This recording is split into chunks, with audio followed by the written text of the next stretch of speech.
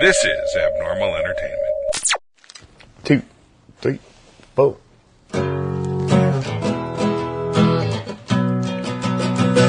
Walked into the tunnel just to find the light. Hunted for old demons, looking for a fight. Looked up at the stars, seemed to go forever. There must be a way, it all fits together. Fell into the quicksand, held on to the vines. Never could quite color, stay within the lines. Feels like I have wings, I can fly wherever. This is just a way, it all fits together. Finally saw the world through rose-colored glasses. Gonna share my journey to small and large masses. Give up on my life, no sir, me never. This is how I put it together. This is how I put it together. This is how I put it together. Hey everybody, this is Daniel Garza. Welcome to another episode of Put It Together. I'd like to start as usual thanking my producer, Mr. Kevin Moyers, for all his help and support. Thank you, sir. Inviting everybody to check us out at normalentertainment.com, where you can find all the shows on the network. Find me at Put It Together Podcast on Facebook, Instagram, Twitter, and YouTube, where you can find out stuff about my guests, videos, extra information, will there be, and all kinds of stuff. So go check that out. Today I'm really excited because I've been kind of stalking my guest for a little bit without him really knowing. But I have actor and comedian Jon Stewart with me. Jason Stewart. Jason Stewart, sorry. Now I got all right. Maybe you meant to stalk Jon Stewart. No. I knew it was a mistake. I meant to stalk you. Ego right out the window, right from the get-go. He's not gay enough for this show. He can't handle us. Jason, hi. How are you doing? Welcome to the show. I'm fine. Did I make you nervous already? Yes, you did. I was like, I want to make sure I get you calm, and then I got me on calm. But I'm called Jon Stewart a lot, or Jimmy Stewart, or Jason Patrick, or people get nervous and say that all the time, so don't worry. The last time I saw you, and this is where I was like, I really want to get him on my show, was at a benefit for Radiant Health Centers, which is an HIV center here in Laguna, in Orange County, and you were the MC of the night. Yes. Great job, by the way. It was awesome. You were funny. I think a lot of the stuffy Orange County people didn't get some of your jokes. They were kind of like, what? But we got them. We knew what you were talking about. Well, I think for the host, it's not about them getting you. It's about them having a good time and keeping the show moving. Yes, and you did a great. It was a good show. It was some good performances, and you did a really great job. But you do several of these benefits, yes. Don't you? Yes, it's part of my repertoire. It's part of my career. I'm always really grateful when I get the opportunity to host something that is about giving back to the community. My gay brothers certainly is my number one thing, because that's who I am. I'm a gay man. Now we're called cisgender. I wasn't at the meeting where they decided on the name. I never had a say in it, and all of a sudden that's who I am. I don't know. I wish I could have picked the name myself. I would have picked, hot or fabulous, or I would have gone with something with a little more Latin flavor to it. Oh yeah, me too. Like El Sixgender or something, but hey, El Cid, or something. El Caliente. Yeah, because I think I don't want to be. Cis sounds like sissy, and I don't like that. Didn't we fight too long to get away from that one? Yes, that's what I think. They're bringing them all back. Queer is now the thing. When I first heard the word queer, the hairs on the back of my neck stood up, because that's what people would write on things when I was a kid. It was a very negative word. And, but there's a lot of things you just don't have any choices with. People are going to just change and do things. and you have to find a way to respect other people's beliefs, which I do. Yeah, and I mean, I figured the younger generations always set the tone, like we did at one time. So you just kind of adapt to the thing. I guess so. I guess that's a really good point. So, Jason, part of the show is learning about you and your life. So, how do you put it together? How do I put it together? Yes. Every day when I wake up? Yeah. First thing I do is I go through my gratitude list of what I have gratitude for. That's what I do. I sit in bed and I go, okay, I have a nice apartment. I have a car that works. I have money in the bank. I have a job in a movie coming up. I have a stand-up gig coming up. I have a man that cares about me that I'm just starting with. I have my mom is still around. So that's what I do every day. And then I get up and then I check my phone. And then I have my breakfast. And then I get on my elliptical machine for a half an hour. And then I walk into my office and start my day and go, what the hell do I have to do? So take us, if you can, take us back. We just talked about when we were young and growing up. How was Jason Stewart growing up? Were you the funny kid? It's so funny that you say that is because I was talking to my boyfriend and I was saying to him that we had talked and I said, you know, when I was a kid, I said I was I had a very bad childhood. And it was really difficult and I don't trust people easy. And then I talked to him yesterday and I was saying, honey, you know, I want to take that back. That's not me anymore. That was a long time ago. And I do trust people. And I do not really, I don't have that story anymore of having a bad childhood. That's so long ago. That's not me. That's not really a part of who I am anymore. Were you the funny kid on your block? I think when I was very little, no. I think I was always eccentric. I think I always had a love of television. I loved Lucy. Mm-hmm. That was one of my first things that I just loved. I loved watching Lucille Ball on her show. I loved the idea that she was always trying to get in the act. I loved Latin, you know, music and the whole Latin flavor and the idea of having that kind of a man care about you. The guy that I'm seeing is Italian, so that it's in the same family. Yeah. And he's real Italian from actually Italy.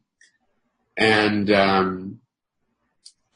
you know, he's what I call a brand new gay. He's only been out for 10 years. He's like just in the box. It's like he's like a Star Wars figure. You know, no one's touched him or messed him up or anything yet. He's got that new gay car smell. He said to me the other day, because I did this film where I gained a little weight for it because they wanted me to be heavier. And I've lost 9 or 10 pounds recently. And he said, Jason, don't get too skinny. I like you the way you are. And I said, honey, I am going to marry you so Trump doesn't deport you.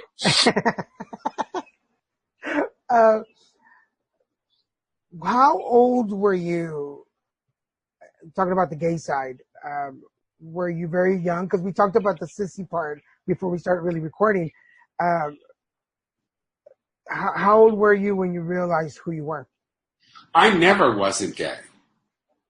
I remember the day when I knew I wasn't straight. Okay. So, but I always liked men. Yeah. I always was attracted to men. There was a boy that lived across the street from me. He was this beautiful blonde boy, same age as me. His name was Alan Tavelman. And I had the biggest crush on him. You know, it wasn't a sexual crush because in those, you know, I wasn't sexualized as we are now these days. I just loved him and I wanted to be around him and I wanted to ride bikes with him and hang out with him. And he was just my best friend. And then one day he moved away and I was like devastated. And, you know, he moved away before I went through puberty. So I don't think I had those feelings yet, but that's the way it started. And then I remember in grammar school, there was a noon aide who would watch the kids. He was an artist. His name was Dwight. And he wore his watch on his right hand. Most people wear it on their left hand. Right. And I wore my watch on my left hand until around 2 years ago. I don't wear a watch anymore because I have a phone. And I also, I hurt my hand and I stopped wearing it when I was working out. So I stopped wearing it. And I had a terrible crush on him. I didn't have parents that were nurturing. My mom was a very big star when I was a kid, but didn't have a film. And my dad was a king and didn't have a country. Huh. So I went into show business so people would love me. Where did you grow up? I grew up in the Fairfax area of Los Angeles. Okay. I lived there since I was 9 months old. I was born in New York, in the Bronx. My father was an immigrant from Poland, came here in 1949 after the Holocaust, running from the Nazis. He's a Holocaust survivor, not in the camps, but in the ghettos and in the work camps that they're now putting Latin Americans in. The same kind of thing. And it was devastating to him, and he never recovered. My mom was what I would call poor Brooklyn trash. Just Jewish, low self-esteem theater. Grew up in a family of people never really having someone showing them the way. Got it. The choices were very, very limited. And it was all, growing up during the 40s for a lot of people, the 40s and 50s, recovering from what had happened at the Holocaust, even though my mother's family lived in the United States, there was still this post-traumatic stress of what was going on and knowing that what happened to Jews. Right. And the idea of coming from that kind of a family, you don't realize the implications that it does to you in terms of trust.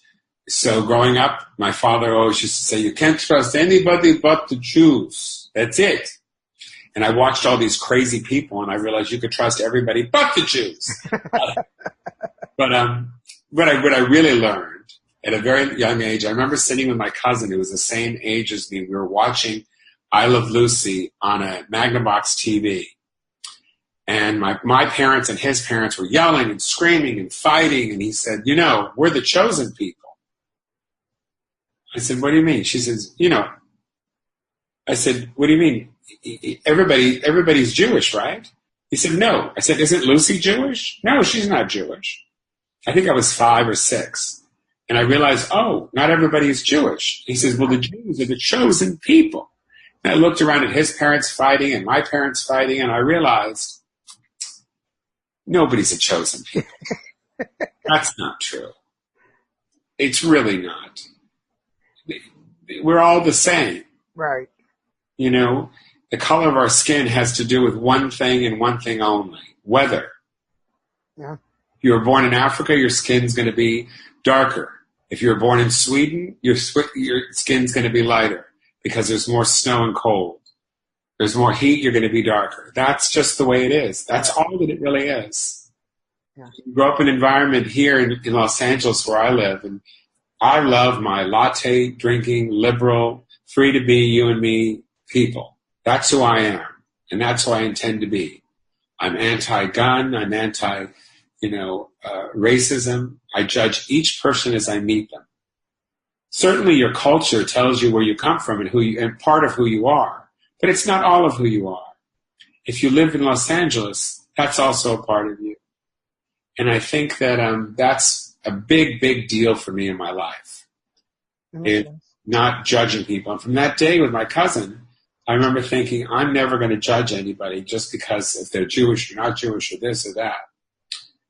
And I remember I was doing a press line for a red carpet thing for some event. I don't remember what it was. And one of the journalists was an actress friend of mine who I had worked with on a show called The Huntress that we both guested on. And she also works as a journalist. She has 2 careers. And she said to me, they were asking me all these questions about, Birth of a Nation, the movie that I was in. It's about black abolitionist Nat Turner. And how did I feel about slavery and how playing a plantation owner, because I played a white heterosexual Christian plantation owner in 1831. And I'm a gay liberal Jew, so how did I feel about that? And I said to her, I don't have an opinion because it didn't happen to me. So, but certainly, that's my email, so I have to turn it off because I'm on my home computer. So people aren't hearing dings. And I said to her, I don't have an opinion because it didn't happen to me. But yet I am a gay man. I'm a Jewish man. I have an immense amount of empathy and support. So what I do is I take off my shoes and I listen to my African-American Black brothers and sisters, and I just shut up and listen so people feel like they're heard. It's not always important to know my opinion. Right. And my opinion is simpatico with theirs. I certainly feel that African Americans, Jamaican Americans, people of color in this country have been given a short shrift. And we are still repairing the wreckage of our past. And as a Jew, I understand that very deeply. Yeah. That it's the what I call low self-esteem theater is generational, and it's very hard to get rid of. Yeah, definitely. And when you don't come to this planet with the same information as everybody else, you don't get to walk that way. Yeah. As the son of immigrants, I've learned. Oh, you are too. Yeah, I know firsthand. Growing up in Texas, where there's a lot of Mexicans, you would think it'd be a lot easier, but sometimes the same community tries to hold you down. And well, that's another subject altogether. Yeah, and coming to California, I was like, well, I've got to find my own niche, and well, here I am interviewing you. So I do what I do, and I try to do it the best I can.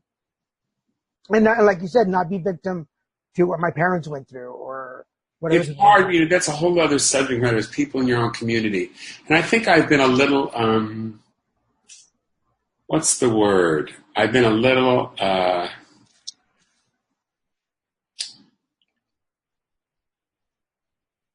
apprehensive about believing that myth. And it's not a myth. That's the wrong word. That mythology or that thing, the idea. But then I realized after a while, and the more lucky I have been, and the more hard I work, I'm realizing, and I don't like saying this, but sometimes when you do work really hard and you do take risks, there are people that are not going to like you and are going to be mad at you for not keeping your place. Or if they're uncomfortable with what you're doing, sometimes it's because they're not doing what they want to do. Yeah. And they're afraid to take that risk. Sometimes, not always. And then there's the people that, that then you also have to learn to be more sensitive to other people. And I think when I was younger, I probably wasn't as sensitive to other people as I am now. I don't think I had the education or the mentorship to learn how to handle myself in life when I was in my 20s and 30s. I don't think I really understood how to maneuver myself in that space. At what point did you start learning how to maneuver yourself, or have you? I have to be honest, 12-step program, I started when I was 30 doing it, and I've been in the program for a million years, and I started through food because I had an eating disorder, and then I went on to Al-Anon and realized that was my program. And people say, do you have alcoholics in your family? I say no, but I'm powerless over people, places, and things, and incredibly affected by that. And growing up with people who had alcoholic behavior, a father that was in the Holocaust, a mother that took a lot of medication, and a brother that was obese, it really, I had to deal with all this stuff going on and all this misinformation. Got it. And these feelings that were put on me. Yeah. And I'm of the adage, people say blood is thicker than water. I don't believe that. I think your family is who you make it. Yeah. And you can love people and then detach. And that's what I've done.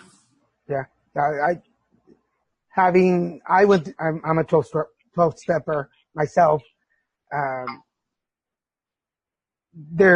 had to learn through the process that I can love my family. I don't like everybody in my family.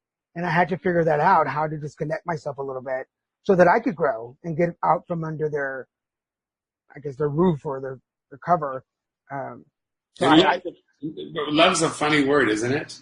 Oh, yes. What does that really mean when you say you love somebody? Huh. We're going to turn on me, I see. Well, there's people, like, for instance, there's people in my family that I would do anything for, that I would back them up. I will respond to their calls, but I don't always like everything that they do or the situations that they get into. But there's not a whole lot of people in my family, so we're kind of tight. But there's different levels of love for different people, I guess. I don't guess, I know. Some people I'm anything, they can't do anything wrong. And then there's some people that I love, but I'm like, judgmental. But I'm Catholic too, so I was raised to be judgmental. Yeah, but I can take a call from somebody, be kind, but I don't have to get into it. And I don't have to be into the drama. Yeah. And I don't have to give advice. And I can just listen and say, okay, great. Well, I hope that works out for you. And thanks. Yeah. Take care. I don't have to be involved. I don't have to go to everything. Yeah. That's one thing that this show has taught me. I've been on the air now 6 years, and listening to people's stories allows me the chance to, like, just sit there and be like, okay, I'm just here to listen to your story and whatever you want to talk about, whatever you want to share. But let's continue with you, because this episode is about you. Well, I played a lot of shrinks on TV. So I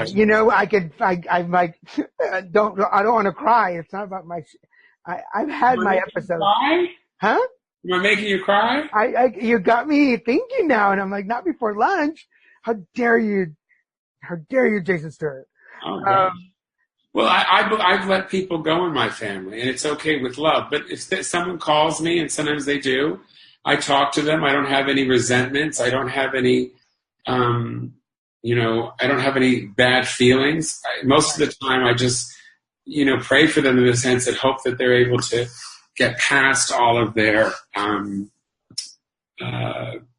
their sadness. Right. And sometimes they don't want to. And they're not ready, or they just in the program they say something that I sound like a Mooney, but it's just this is not a program for everybody. Right. I'm paraphrasing, but it's not a program for everybody, and not everybody wants to live this life. And I do. I want to be my best me. My dad used to say to me all the time, when you go to an interview, wear a tie. Let them know you mean business. And what he meant was, when you go to the interview, be your best self. That's what I took it to say. And I try to do that. I strive to do that all the time. I'm going to keep that one in mind. That sounds good.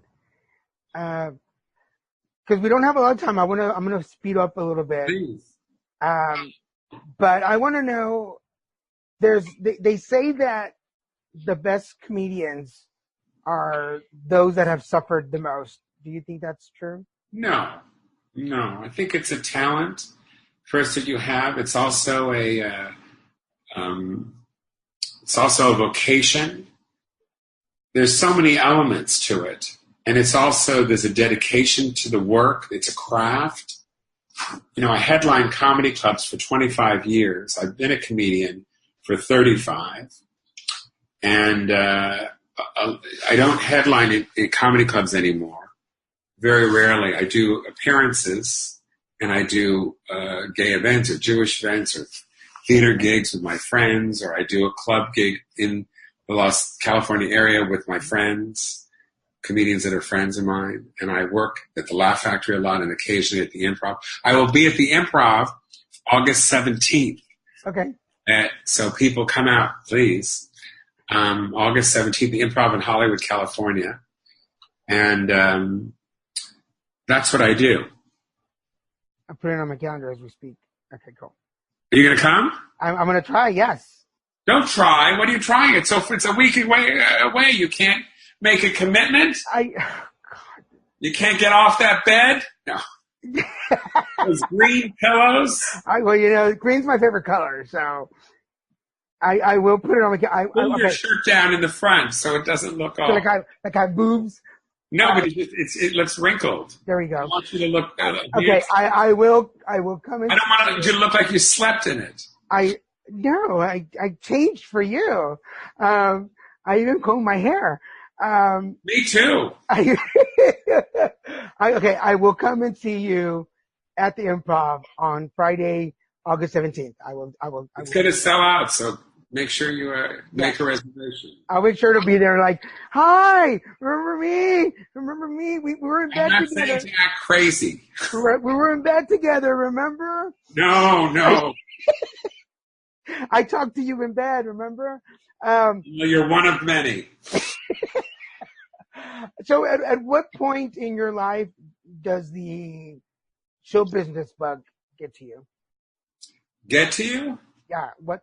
When I really want a part really badly. No, I mean, when did you start thinking about going? When does it get to you, or when did it get to you? When did it get to you? I was 8 or 9. I did a Purim play at my temple, and I wore a sheet.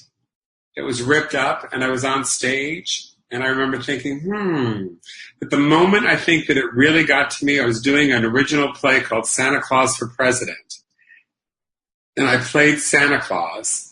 And I did the whole play as if I were Lucille Ball pregnant. And I got all these laughs. And I remember the director, Meyer Levine, came over to me and he said, "You're going to do this for a living, right? Aren't you?" I said, "Yeah, this is what I want." I was 14 years old. That's and awesome. I started studying acting with a professional class that year. 2 years later, I was in my first professional play.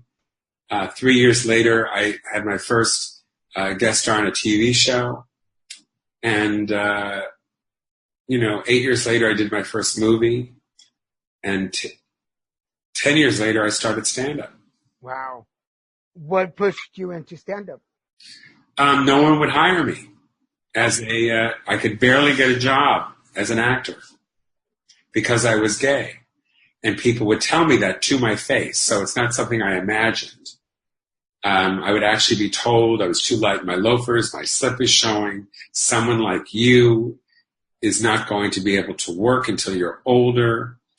There's nothing for you here. We're waiting for that special role. All that kind of things were said to me all through the 80s. Oh, wow. And it really, I don't know what made me stay in the business after everybody told me not to. I really don't know. Other than that, I just wanted it so badly. I think in my 20s and teens, I wanted to be famous. And I didn't really understand, I had moments where I really loved acting and I loved being funny, but I didn't really understand it. And then as I went into my 30s and got my first guest starring role on the Drew Carey show, and Drew Carey actually gave me that part. He was a comedian friend of mine. We used to hang out, and he such a kind man. And he also paid me once to write some stuff for his book, and he was just wonderful. He paid me $1,000 to write a couple jokes for his book. I couldn't believe it when I was really broke and needed to pay for health insurance. And he was just fabulous. And he gave me my first guest star, and that started me doing situation comedies for almost, I'd say, I did a lot of them for almost 8 years. So many of them, back to back to back to back. Everything from Drew Carey to Will and Grace to My Wife and Kids to The Norm Show to George Lopez, all these shows. And that world opened up because of Drew. That's awesome. And forever indebted to him and also to Damon Wayans and Don Rio of My Wife and Kids, as that was my first sitcom role that recurred. Jim Vallee, Bruce Fine, Kim Wayans, all these people in the room said, "We have a part of a gay shrink. Who are we going to get?" And they all said Jason Stewart. Nice. sometimes it just takes that one person to open the door for you. That's what Joan Rivers says in her book. It takes one person to like you for you to change. But I want to amend that. It takes one person to like you, but then they have to continue to like you. They can't just stop after the one job. Has it gotten easier as you've gotten older? Yes. Because I have a skill set now, and I've fallen in love with acting. So it's more of an art to me now. It's more of a vocation. It's more pleasurable, and I'm also more skilled than I've ever been. Of late, I played a plantation owner in 1831 in Birth of a Nation. I played a council person on Swedish Dicks that was sort of a rat-a-tat-tat kind of Vegas guy. I played a police detective, been there, done that, in a film called Averted Eden that's coming out this fall. I played an investigative reporter who was an investigative private detective who's in this film Immortal that I just did, where I play someone who's very intimidating and very quiet with a very low voice and talks like this. I played a older gay man in Hank, the title role in this film, whose husband wants to have an open relationship and who's able to find himself, a very sweet, shy man. I played a anti-abortionist leader in the film The Line that I just finished for Lena Waite and Common and the producer of The Shy in this film that I just did. I played a Russian interior decorator on a Christian soap opera. I mean, so these are all the things that I've done of late. Wow. Some of them, of course, will be seen by few, and some of them will be seen a lot. Like my film, I directed, starred, produced a short film called Like Father, which is now available at Deco. I'm saying, or DEKKOO.com. They just bought it. But it's also on Amazon Prime now. So anybody's listening, they can go to Amazon Prime, Like Father. It's not the one with Kelsey Grammer, it's me. So put in Jason Stewart, Like Father, on Amazon Prime. And I play a Jewish New York father who's dying of cancer, who wants his son to forgive him, his African-American son. Wow. I will find it and put it on. So for those of you listening or watching us on YouTube, on Amazon Prime, go to Facebook and I will put it on there. But yeah, I saw an ad for it when I was scrolling through right before the interview, and I was like, oh, it's like I'll have to go find that. It'll be my afternoon watch. But to answer your question, that's what has happened now for me. Because, and people say, how did you get to do this? They say that all the time. Because I sent a letter to this producer. I spend probably 4 to 6 hours a week on social media. I spend another 4 hours a week searching films, directors, watching people's directors, producers, and writers reels, going to their websites, reading everything that's going on, sending letters to people, talking with my agent Daniel at Pantheon, who I just, can I say the F word? Yeah. Fucking love, because he gets me. He wants me to be successful, and he works with me as a team. It's taken me forever to get an agent, so we work as a team together. I'll say, I know Joe Blow, he's doing this film, contact him, he does. We work as a team, and I also work with my Southwest agent, Brenda Nussbacher, in Open Range, and she's got me some of the best auditions I've ever had. She got me Birth of a Nation and also Sleepy Hollow a couple of years ago, where I played a art curator, very grand. Nice. And I wouldn't have known how to play that part unless I did Hush Up Sweet Charlotte for Billy Clift, who cast me in a role where I played a guy talk like this, and very, very, very small and wonderful, and just wanted to deal with, so I went from that, from that film to doing Birth of a Nation. Here, there, right there. Yeah. Sometimes a small farm was like you and myself, breaking even's hard enough, getting the hits across. So I to change the whole, and that's what I love. I mean, I just love it. The director Melissa of The Line that I did, where I played the anti-abortionist, was so wonderful to work with because she was so supportive of me playing this guy who was just, I actually lost my voice for days because I was yelling, and the guy was sort of a modern day version of my Birth of a Nation character, and I based him on Fred Phelps, godshatesfags.com, that guy who died recently. And he picketed people, and I based it on him. And he said, "You are an abomination." Talk like that. His voice was always throwing, hitting people. Wow, you have a great way with voices. I like that. That's cool. Well, I actually just got a voice agent, so. Let me tell you that plantation voice, being from Texas, it kind of like tingles. Like I like that. It's gonna have to be my ringtone. What's gonna be your ringtone? I said that plantation voice that you did coming from Texas. I kind of dig it. I was like, ooh, that made me tingle. I was like, I'm gonna use that as my ringtone. Yeah, right. Every time I get a message, be like, ooh, who's that? I'm like, that's my daddy. Ooh, that's a little heartwarming here now. This is about now. This is about the time of the show where I ask my guests to send some words of wisdom to the people listening and watching. What words of wisdom do you have for them, Jason Stewart? A lot of I'll talk to people who want to be in show business.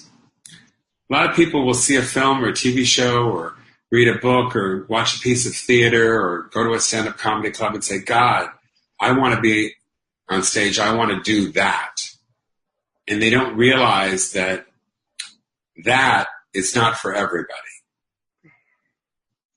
That is a very small part of everything that goes around everything you have to do to be able to be on a set. And when they say action, that we all work together. One person goes like this, and the other person goes like this, and the other person goes like this, and we have to do all this at the same time to have this moment. The cinematographer has to do this, the clap guy does this, the director goes action, the actor plays his part, the makeup guy did the makeup, the hairdresser lady did your hair, well, not me, but everything had to happen and be right, from the wardrobe guy to the AD making sure she makes sure your lines are right, to everything, the scripty rather. So that sometimes is not for everybody. Yeah. And people think that. Sometimes maybe you'd be a better writer, better casting director, better agent, better AD, better assistant director, maybe you'd be a better producer, writer, director, or just maybe you're great at lighting or hair, or there's a million jobs if you love what you see. Right. You don't always have to be in front of the camera to want to be in show business. Yeah. Some of the most brilliant people that I know are behind making sure that everything goes right, and it's always. I love being on set. I don't even think of them as behind, because everything that everybody does, is shown. True. I just happen to be wearing the clothes that the wardrobe person picked. I'm gonna remember that next time I'm on set somewhere. I'll remember that. Are you an actor? I am an actor as well. Yeah. Oh, I didn't know that. Yeah, but kind of like where you were at a time, I'm not really being cast at the moment, so I figured let me do my own thing and make sure that people remember that I'm still here, and that's why I started doing the YouTube videos, so my face could be out there and not just my voice. Well, I'd say get a skill set. I also do a podcast once in a while called Should I Love with Jason Stewart. I was listening to it, yeah. And I started, and you can watch everything that you want to know about me. You just go to my website, jasonstewart.com, Stuart, and you can do everything there. I forgot what I was talking about. This is what happens when you go you have to have the skill. I started doing the podcast because I wanted to get off the road. I started working on it around, I think 8 years ago, when I decided after I did my stand-up special, which just got re-signed again to show again my 10-year anniversary of Making It to the Middle, which was on Here TV 10 years ago, just got re-signed. Wow. Congratulations. Yeah, so we're now going to be re-released on Here TV and through all of their platforms. So I'm very excited about that, the 10-year anniversary. Yeah, well, I've learned. I've been in LA now almost 10 years, and I started in TV back in 2005, co-hosting in Houston, and on a show. You're a host more than an actor? Background? No. I started hosting a show in Houston. I was on a TV show doing this type of thing. Wonderful. And when I moved into acting, moved to LA, pursued acting. But then when things were not going the way I wanted it, I was like, well, I want to keep in touch. I want to stay connected. And I started doing podcasts, and that's how I do it. So whenever you understand, you keep yourself up to date and relevant. And but I never do anything I don't want to do. Oh yeah, no. I like the idea of an in-depth interview with somebody because that's what I like to listen to. Yeah, and I find the people that I like to interview. I hunt them down a little bit. Like I wear them down until they say yes. Who else have you had on? Well, yesterday I took off, but coming up right before you, I had Josh Daughtry was on my show. He's also an actor. Mary Pat Gleason has been on my show. Oh, I love Mary. We did the Norm show together. Yeah, Mary Pat Gleason came on my show. She's a friend of my boyfriend. So she's wonderful. We connected. And through there, I mean, she opened the door a little bit because people were like, oh, I know her. Yeah, I'll do your show. So I've been nudging my way a little bit. And then I joined SAG last year. So going to the workshops, working on different stuff. I did the intensive. I volunteer for a lot of SAG stuff. So I get to network with people. Oh, with Lee Garlington? Yeah. In fact, she's going to be on my show. Panel. Lee's going to be on my show. Oh, I was on the panel. And I just been talking to Lee all morning. We've been talking about stuff. Yeah. So I volunteered at the intensive this last couple of weekends ago, and she's going to be on my show. Matthew Moore is coming on my show. I'm taking his workshop, not this session, the next session. Wonderful. Wendy Davis is one of the teachers where I take acting classes. So she's going to come on the show. So I've been connecting. I've been opening some doors and gotten little parts and little things. They're like, hey, we need a little Mexican guy. Are you available? I'm like, I'm ready. Let's go. Let's do this. Well, don't limit yourself. You're not just a Mexican guy. Well, I'm still trying to find my niche right now, so I'm okay with that. You don't have to find your niche. You just have to go to things that are interesting to you. Play the parts that you want to work on for you and explore that. I have like 10 different characters that I can play and put into anything. That's what you have to do. And that's what I need to find. You only get that by doing the work. That's why I'm taking classes. That's why I'm going to classes. It doesn't appear like magic. That's what people see. Gabby, I forgot her last name. The voice. She does voice. It's okay. She's going to do a workshop. I forgot her last name right now. But I took her workshop, and I'm trying to work on some other accents that will identify me, so I can broaden it up a little bit. So yeah, I just worked in my lane for a long time, so I need to broaden up a little bit more. We're almost out of time because I was going to let you go at 12, and I don't want to keep you longer. But the final question, if you went back to talk to your younger self when you did that first play, what would you tell yourself? Jane Lynch said something in her book that I just loved. She said two things, and I'm paraphrasing. She said, first,